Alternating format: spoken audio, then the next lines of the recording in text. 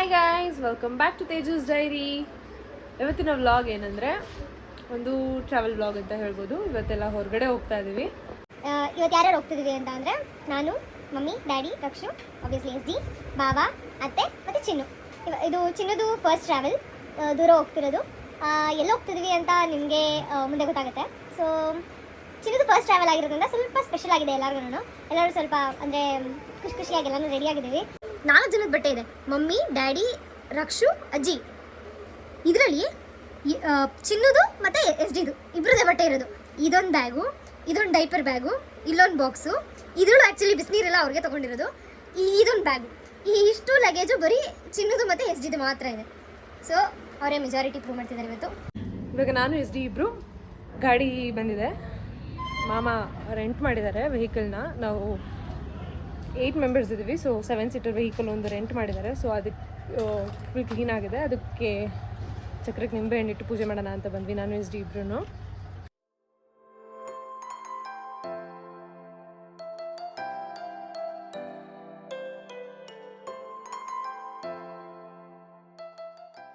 ರೆಂಟಿಗೆ ತೊಗೊತೀವಲ್ವಾ, so ಗಾಡಿ already service ಆಗಿ ಬಂದಿದೆ. ಸೊ SD ವೀಲ್ಸ್ಗೆ ಮಾತ್ರ ನೀರು ಹಾಕಿ ಪೂಜೆ ಮಾಡ್ತಿದ್ದಾಳೆ.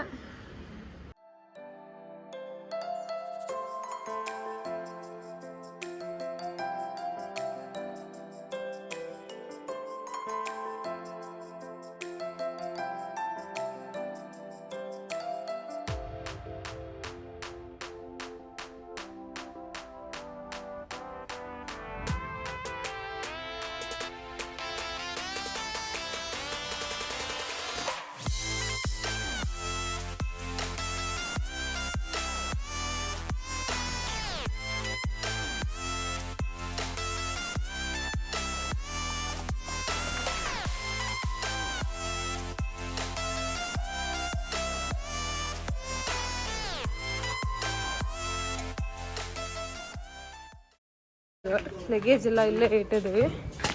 ಸೊ ಇಲ್ಲಿಂದ ಇವಾಗ ಗಾಡಿಗೆ ಶಿಫ್ಟ್ ಮಾಡಬೇಕು.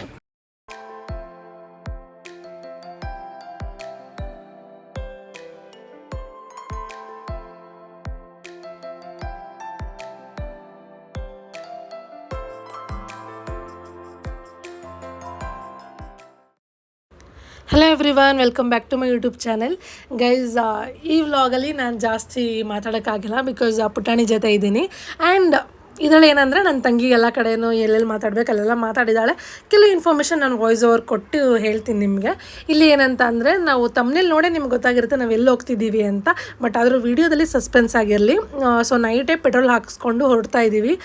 ಒಂದು ಗಾಡಿನ ರೆಂಟಲಲ್ಲಿ ತೊಗೊಂಡಿದ್ವಿ ನಮ್ಮ ಒಂದು 7 ಜನಕ್ಕೆ. ಅಮ್ಮ ಮನೇಲಿ ಫುಲ್ಲು ಆ್ಯಂಡ್ ನಾನು, ಮಾಮ, ಅತ್ತೆ, ಪುಟಾಣಿ ಇಷ್ಟು ಜನಕ್ಕೆ ಒಂದು ಗಾಡಿನ ರೆಂಟಲಲ್ಲಿ ತೊಗೊಂಡು ಹೊರಡ್ತಾ ಇದ್ದೀವಿ. ಸೊ ನಾವು ಬಿಟ್ಟಿದ್ದೇ ಲೇಟ್ ಆಯಿತು. ಮನೆ ಬಿಟ್ಟಿದ್ದೆ ಆಲ್ಮೋಸ್ಟ್ 1 ಗಂಟೆ ಆಗೋಯಿತು. ಯಾಕೆ ಅಂತಂದರೆ ಅವರು 10 ಗಂಟೆಗೆ ಗಾಡಿ ಕೊಡ್ತೀನಿ ಅಂತ ಅಂದು 11 ಗಂಟೆ ಆದರೂ ಗಾಡಿ ಕೊಟ್ಟಿಲ್ಲ. ಸೊ ಗಾಡಿ ಕೊಟ್ಟ ಮೇಲೆ ನಾವು ಪೂಜೆ ಎಲ್ಲ ಮಾಡಿಕೊಂಡು ಆಮೇಲೆ ನಮ್ಮ ಅತ್ತೆ ಮನೆಗೆ ಹೋಗಿ ಅಲ್ಲಿ ಮಾಮ ರೆಡಿಯಾಗಿ ಸೊ ಎಲ್ಲ ಹೊರಡೋಷ್ಟರಲ್ಲಿ ಲೇಟ್ ಆಗೋಯಿತು.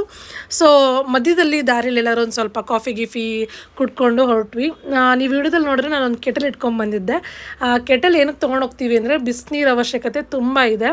ಆ್ಯಂಡ್ ನಿಮ್ಗೆ ಒಂದು ಹೇಳಬೇಕು ಅಂತಂದರೆ, ನಾವು ಇಲ್ಲಿಗೆ ಹೋಗಿದ್ದು ಯಾವಾಗ ಅಂತಂದರೆ ನಮ್ಮ ಪುಟಾಣಿಗೆ ಇನ್ನೂ 6 ತಿಂಗಳಾಗಿರಲಿಲ್ಲ. ಸೊ ಲೈಕ್ 5 ತಿಂಗಳು ತುಂಬಿ 6 ತಿಂಗ್ಳಿಗೆ ಬೀಳಕ್ಕೆ ಮೊದಲೇ ಹೋಗಬೇಕು ಅಂತ ಹೇಳಿದರು.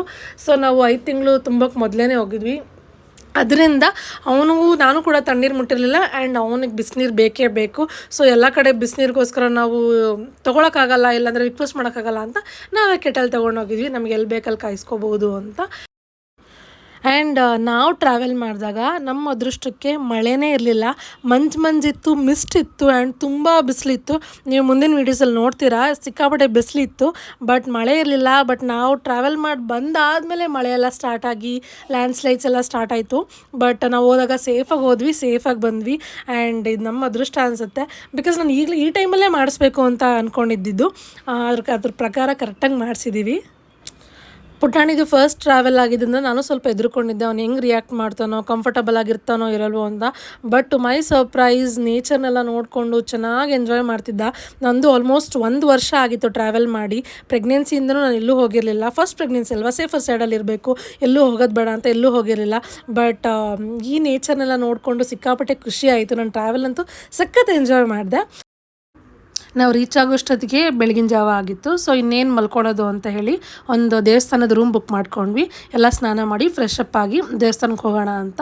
ಆ್ಯಂಡ್ ಇದು ಪ್ರೈಸಸ್ ಎಲ್ಲ ಎಷ್ಟಾಯಿತು ಅಂತ ನಾನು ನಿಮ್ಗೆ ಲಾಸ್ಟಲ್ಲಿ ಹೇಳ್ತೀನಿ. ವಿಡಿಯೋ ಯಾಕೆ ಇಷ್ಟು ಲೇಟಾಗಿ ಪೋಸ್ಟ್ ಮಾಡ್ತಿದ್ದೀನಿ ಅಂದರೆ, ನನಗೆ ಪುಟಾಣಿದ್ದು ಫೇಸ್ನ ಎಲ್ಲೂ ಕವರ್ ಮಾಡೋಕ್ಕೆ ಇಷ್ಟ ಇಲ್ಲ. ಬಿಕಾಸ್ ಮುಂದೆ ಒಂದಿನ ನಾವು ನೋಡಿದ್ರೂ ಖುಷಿ ಆಗಬೇಕು.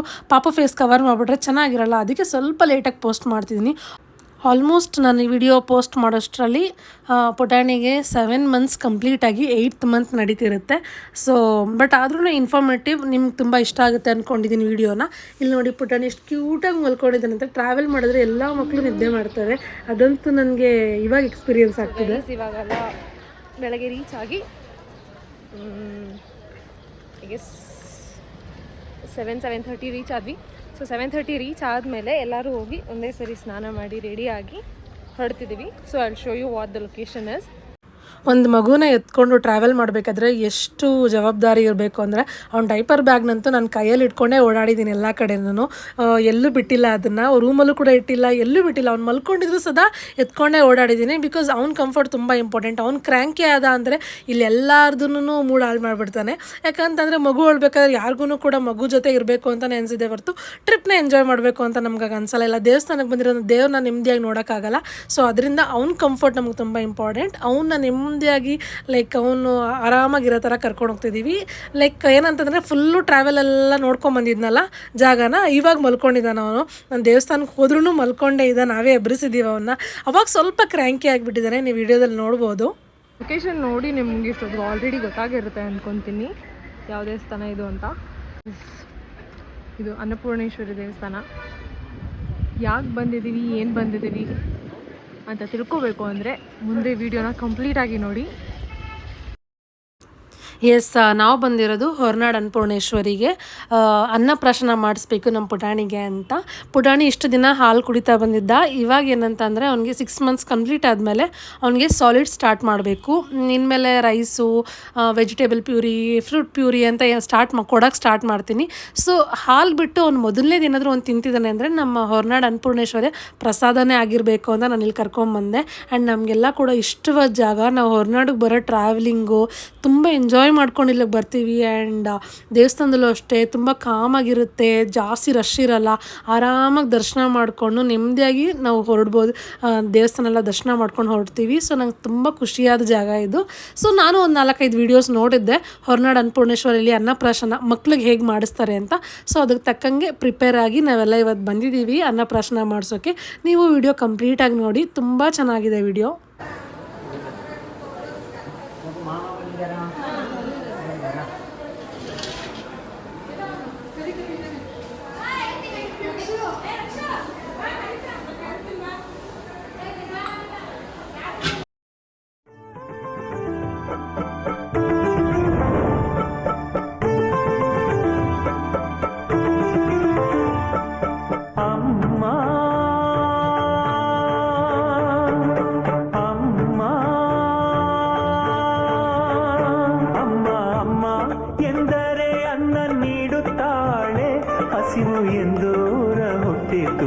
ಹರಸುತ್ತಾಳೆ ಅಮ್ಮ ಅಮ್ಮ ಎಂದರೆ ಅನ್ನ ನೀಡುತ್ತಾಳೆ, ಹಸಿವು ಎಂದೋರ ಹೊಟ್ಟೆ ತುಂಬಿ ಹರಸುತ್ತಾಳೆ. ಹೊರನಾಡಿನ ಅನ್ನಪೂರ್ಣಿ, ಕರುನಾಡಿನ ಜನ ಪಂಚಪ್ರಾಣಿ. ಹೊರನಾಡಿನ ಅನ್ನಪೂರ್ಣಿ, ಕರುನಾಡಿನ ಜನ ಪಂಚಪ್ರಾಣಿ. ಅಮ್ಮ ಅಮ್ಮ ಎಂದರೆ ಅನ್ನ ನೀಡುತ್ತಾಳೆ. ಓಂಕಾರ ಬೀಜಾಕ್ಷರಿ, ಹೊರನಾಡ ಪುರಾಧೀಶ್ವರಿ, ಸೌಭಾಗ್ಯ ಭಾಗ್ಯೇಶ್ವರಿ, ಸೌಂದರ್ಯ ರತ್ನಾಕರಿ. ಸೌಭಾಗ್ಯ ಭಾಗ್ಯೇಶ್ವರಿ, ಸೌಂದರ್ಯ ರತ್ನಾಕರಿ, ನಿತ್ಯಾನ್ನದಾನೇಶ್ವರಿ, ಮಾತಾ ಅನ್ನಪೂರ್ಣೇಶ್ವರಿ.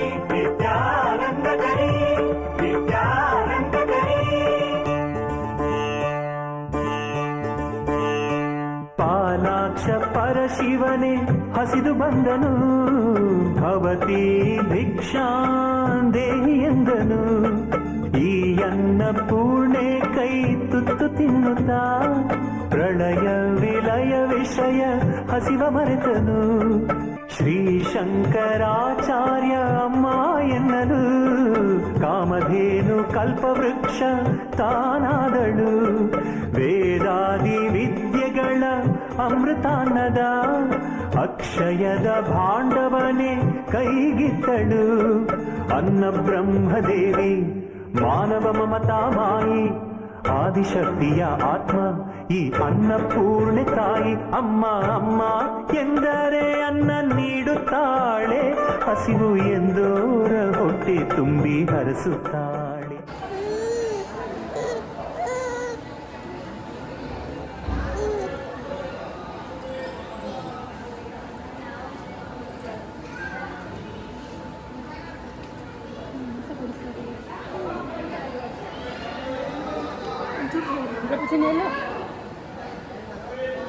ಇಲ್ಲಿಲ್ಲ ಚಿನ್ನ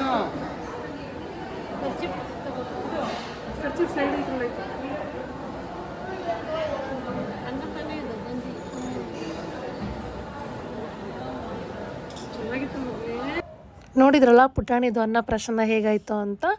ಇನ್ನೂ ಸ್ವಲ್ಪ ತುಂಬ ಚಿಕ್ಕವನು ಅಂತ ಅನಿಸ್ಬಿಟ್ಟ ನನಗೆ, ಏನಕ್ಕಂದರೆ ಬಿಕಾಸ್ ಇನ್ನೂ 5 months ಅಲ್ವ ಅವನಿಗೆ. ತುಂಬ ಎಬ್ರಿಸಿದ ತಕ್ಷಣ ಕ್ರ್ಯಾಂಕಿ ಆಗಿಬಿಟ್ಟ. ಇವಾಗೆಲ್ಲ ಈಗ ಮಾಡಿಸಿದ್ರೆ ಅವನಿಗೆ ಅಷ್ಟೊಂದು ಕ್ರ್ಯಾಂಕಿ ಆಗ್ತಿರ್ಲಿಲ್ಲ. ಆ್ಯಂಡ್ ಸಡನ್ನಾಗಿ ಅವನಿಗೆ ಹಾಲು ಬಿಟ್ಟು ಬೇರೆ ಏನೋ ತಿನ್ನಿಸ್ತಿರೋದ್ರಿಂದ ಅವನಿಗೆ ಮಿಕ್ಸ್ಡ್ ಫೀಲಿಂಗ್ಸು ಗೊತ್ತಾಗ್ತಿತ್ತು. ಬಟ್ ಈ ವಾಸ್ ಎಂಜಾಯಿಂಗ್. ತಿಂತ ಸರಿ ಹೋದ, ಆಮೇಲೆ ಅಳೋದೆಲ್ಲ ಸ್ಟಾಪ್ ಮಾಡ್ದ. ಅನ್ನಪ್ರಾಶನ ಬಗ್ಗೆ ಹೇಳೋದಾದರೆ, ಫಸ್ಟು ನಾವು ಬೆಳಗ್ಗೆ 7:15 ಬಂದ್ವಲ್ಲ, ಬಂದ ತಕ್ಷಣ ಹೋಗಿ ಟಿಕೆಟ್ ಕೌಂಟ್ರಲ್ಲಿ, ದೇವಸ್ಥಾನದ ಹತ್ರ ಕೌಂಟ್ರ್ ಇರುತ್ತೆ, ಅಲ್ಲಿ ಬಂದು ಒಂದು ಟಿಕೆಟ್ ತೊಗೊಬೇಕು. ಅನ್ನಪ್ರಾಶನ ಮಾಡಿಸ್ತೀವಿ ಅಂತ. ಅದ್ರ ಪ್ರೈಸ್ ಬಂದು 200 rupees. ಸೊ ಆ ಟಿಕೆಟ್ ತೊಗೊಂಡ್ರೆ 1 ಗಂಟೆ ಒಳಗಡೆ ನಾವು ಯಾವಾಗ ಬೇಕಾದರೂ ಹೋಗಿ ಮಾಡಿಸ್ಬೋದು. ಆ್ಯಂಡ್ ನಾವು ಹೋಗಿದ್ದು ಎಲೆಕ್ಷನ್ ದಿನ ಆಗಿದ್ದರಿಂದ ಜನ ಕೂಡ ಕಮ್ಮಿ ಇದ್ದರು. ಆ್ಯಂಡ್ ದೇವಸ್ಥಾನದ ದರ್ಶನ ಮಾಡಿಕೊಂಡು ಆಮೇಲೆ ಪಕ್ಕದಲ್ಲಿ ಒಂದು ಮಂಟಪ ಥರ ಇರುತ್ತೆ, ಅಲ್ಲಿ ಚಿಕ್ಕದಾಗಿ ಮಂಟಪ ಇರೋ ಕಡೆ ಬಂದು ಮಾಡಿಸ್ಬೇಕು. ಅಲ್ಲಿ ಅರ್ಚಕರು ಕೂತ್ಕೊಂಡಿರ್ತಾರೆ, ಅವ್ರಿಗೆ ಈ ಥರ ಟಿಕೆಟ್ ಕೊಟ್ಟರೆ ಅವ್ರು ಮಾಡ್ತಾರೆ. ಆ್ಯಂಡ್ ಅನ್ನಪ್ರಾಶನ ಮಾಡಿಸೋದಕ್ಕೆ ಬೆಳ್ಳಿ ಬಟ್ಲು, ಸ್ಪೂನು ಅವಶ್ಯಕತೆ ಏನಿಲ್ಲ. ನಿಮಗೆ ಇಷ್ಟ ಇದ್ದರೆ ತೊಗೊಂಬರ್ಬೋದು, ಇಲ್ಲ ಅಂದರೆ ಅವರೇ ಒಂದು ಗ್ಲಾಸಲ್ಲಿ ಹಾಕೊಂಬಂದಿರ್ತಾರೆ. ನಾನಿಲ್ಲಿ ಒಂದು ಬೆಳ್ಳಿ ಬಟ್ಲು, ಒಂದು ಸ್ಪೂನು ನನಗೆ ಇಷ್ಟ ಇತ್ತು ಇದರಲ್ಲಿ ತಿನ್ನಿಸ್ಬೇಕು ಅಂತ, ಸೊ ತೊಗೊಂಡು ಬಂದಿದ್ದೆ. ಆ್ಯಂಡ್ ಬಂದ ತಕ್ಷಣವೇ ಸೋದ್ರ ಮಾವನೂ ಕೇಳ್ತಾರೆ ಅವರು. ಸೊ ನಾನು ನಮ್ಮ ತಮ್ಮನ ಕರ್ಕೊಂಡು ಬಂದಿದ್ದೆ, ಅವನ ತೊಡೆ ಮೇಲೆ ಕೂರಿಸಿ ಅನ್ನಪ್ರಾಶನ ಮಾಡಿಸಿದ್ದು. ಫಸ್ಟು ಚಿನ್ನದ ಉಂಗುರ ಇರುತ್ತಲ್ಲ ಅದರಲ್ಲಿ ತಿನ್ನಿಸ್ತಾರೆ, ಆಮೇಲೆ ಮಿಕ್ಕಿದವ್ರಿಗೆಲ್ಲರಿಗೂ ನೀವು ಬೆಳ್ಳಿ ಬಟ್ಲಲ್ಲಿ ಸ್ಪೂನಲ್ಲಿ ತಿನ್ನಿಸ್ಕೊಳ್ಳಿ ಅಂತ ಹೇಳ್ತಾರೆ. ಚಿನ್ನದ ಉಂಗುರದಲ್ಲಿ ಫಸ್ಟು ಸೋದರ ಮಾವನ ಕೈಲಿ ತಿನ್ನಿಸಿ ಆಮೇಲೆ ತಂದೆ ತಾಯಿ ಕೈಲಿ ಕೊಡ್ತಾರೆ. ಅವ್ರು ತಿನ್ಸಾದ್ಮೇಲೆ ಇನ್ನು ಮನೆಯವ್ರು ಯಾರ್ಯಾರು ಬಂದಿರ್ತಾರೆ ಅವರೆಲ್ಲ ನಿಧಾನಕ್ಕೆ ತಿನ್ನಿಸ್ಬೋದು. ಸೊ ಅನ್ನಪ್ರಾಶನ ತುಂಬ ಚೆನ್ನಾಗಾಯಿತು, ನಾವು ಅಂದ್ಕೊಂಡಂಗೆ ಎಲ್ಲ ಆಯಿತು. ಆ್ಯಂಡ್ ಪಾಪು ಕೂಡ ಅದು ಗಂಜಿ ಕನ್ಸಿಸ್ಟೆನ್ಸಿ ಇತ್ತಲ್ಲ, ಸೊ ಅವನು ಕೂಡ ಒಂದು ಸ್ವಲ್ಪ ಸ್ವೀಟ್ ಗೊತ್ತಾಗಿದ್ದ ತಕ್ಷಣ ಫುಲ್ಲು ಲಿಕ್ ಮಾಡಿಕೊಂಡು ಎಂಜಾಯ್ ಮಾಡ್ತಿದ್ದ. ಸೊ ಎಲ್ಲ ಆದಮೇಲೆ ಪಕ್ಕದಲ್ಲೇ ಒಂದು ಚಿಕ್ಕ ಶಾಪ್ ಇರುತ್ತೆ, ಎಕ್ಸಿಟ್ ಆಗಿದ ತಕ್ಷಣವೇ ಅಲ್ಲಿ ಹೋಗಿ ನಮಗೆ ಒಂದು ಚಿಕ್ಕ ಫ್ರೇಮ್ಸ್ ಬೇಕಿತ್ತು, ಹೊರನಾಡು ಅನ್ನಪೂರ್ಣೇಶ್ವರಿದು. ಸೊ ಆ ಫ್ರೇಮ್ಸ್ ಎಲ್ಲ ತೊಗೊಂಡು ನೆಕ್ಸ್ಟ್ ನಾವು ಅನ್ನಪ್ರಸಾದಕ್ಕೆ ಹೋಗ್ತಾಯಿದ್ದೀವಿ. ಹೊರನಾಡಿಗೆ ಬಂದು ಊಟ ಮಾಡ್ದೇ ಹೋಗೋಕ್ಕಾಗತ್ತಾ? ಸೊ ಅನ್ನಪ್ರಸಾದಕ್ಕೆ ಇಲ್ಲಿ ಕ್ಯೂ ಏನು ಅಷ್ಟಿರಲಿಲ್ಲ, ಆರಾಮಾಗಿ ಬೇಗ ಹೋಗ್ಬಿಟ್ವಿ. ಊಟ ರೆಡಿ ಇದೆ ಅಂತ ಹೇಳಿದ್ರು, ಸೊ ಅವರು ಊಟಕ್ಕೆ ಹೋಗ್ತಾ ಇದ್ವಿ. ಕ್ಯೂ ಏನು ದೊಡ್ಡದಿಲ್ಲ, ಸ್ಲೋ ಆಗ್ತಿರೋದು, ಅಜ್ಜಿ ಸ್ಲೋ ಆಗಿ ಹೋಗ್ತಿದಾರಲ್ಲ